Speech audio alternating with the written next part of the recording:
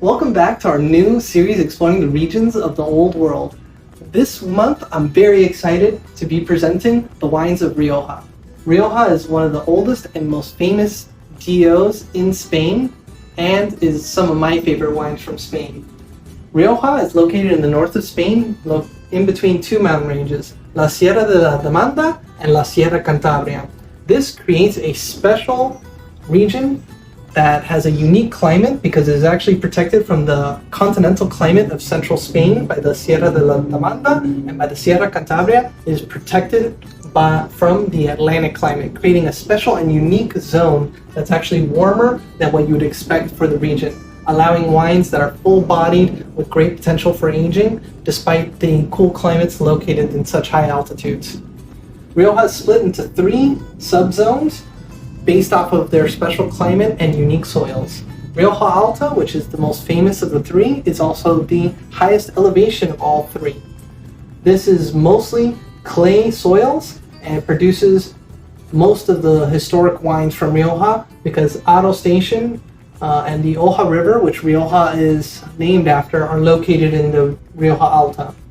The next region is Rioja Alavesa, which is in the northern part of Rioja, and it has more chalky soils that produce wines of higher acidity and with very good minerality. So when you see a lot of new producers producing fun and unique single vineyard projects, you often find them coming out from a town called La Guardia, which has now become very famous for producing these very unique, very crisp mineral wines from Rioja.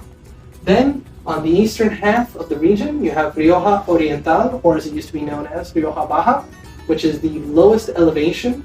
That doesn't necessarily mean that the wines are inferior in any way. It just means the wines actually come out with higher potentials of alcohol and have a lot more fruit forwardness. Very often you'll see wines from Rioja have a balance of fruit from all 3 regions, where the wines from Rioja Baja are adding a little bit more of that silkiness, a little bit more of that fruit forward character, because most of the garnacha grown in Rioja comes from that region.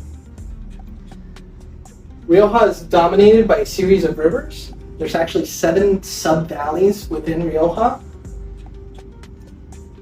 Ebro, which is the river that runs through here, actually has a number of different rivers, which I couldn't draw here because it ends up showing too many on the map. I only chose a couple that are more famous to draw here. Creates these different subzones, so it's very hilly and mountainous region. It's not very flat like the map might have you think.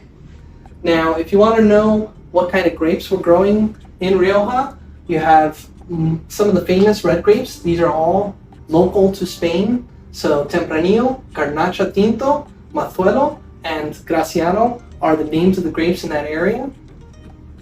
And the white grapes that are famous are Viura, which in other regions in Spain is known as Macabeo, Malvasia, which used to be the top white grape of Rioja, Garnacha Blanca, Maturana Blanco, which is a newer grape, as well as Tempranillo Blanco, which is less than 20 years old. This was discovered actually in a gentleman's vineyard and was allowed by the DO because it actually evolved in his vineyard in Rioja about 15 years ago. Quality levels in Rioja are designated by these designations on the label. You see Joven, Crianza, Reserva, and Gran Reserva. What does that mean? When a wine is a Joven, that means that there's no aging requirement. No years required in barrel, no additional time required in bottle. You can make the wine and immediately sell it to market, and you don't need to do anything special to it. We call it a Joven. A Crianza needs a minimum of 1 year in barrel and a minimum of 2 years total aging, meaning you can do 18 months in barrel and a few months in bottle, as long as you get to that 2 years to be able to still call it a Crianza. Reserva is similar. You need a minimum of 1 year in barrel and a total of 3 years of aging. So if you age it 35 months in barrel and 1 month in bottle, you can still call it a Reserva. But most people will typically do about 1 year in barrel and about 2 years in bottle. Gran Reserva is very similar. 2 years minimum in barrel and 5 years total aging. There is also another set of designations that are currently being talked about and created in Rioja, which are going to refer to your single vineyards. So this is a designation that has existed now for about 5 years, and only wines that have been aged to the minimum level of Reserva from specific subzones that are tasted by the DO and are of a high enough quality and are located only within one village can actually get the designation of single vineyard in Rioja. So this is something that's new and evolving, and that was started by a group of producers who wanted to show more of the unique site-specific flavors of Rioja. Since in the past it was very common to buy grapes from all three regions and blend to create wines, but that's very atypical in France, very atypical here in the US. As people have tried to push for higher quality, they want to know, does it taste like wines from La Guardia? Does it taste like wines from Aro? Does it taste like a wine from Alfaro? So now these producers have banded together to create this new designation along with the DO. So always check a lookout for these new wines. These are the exciting new projects for Rioja.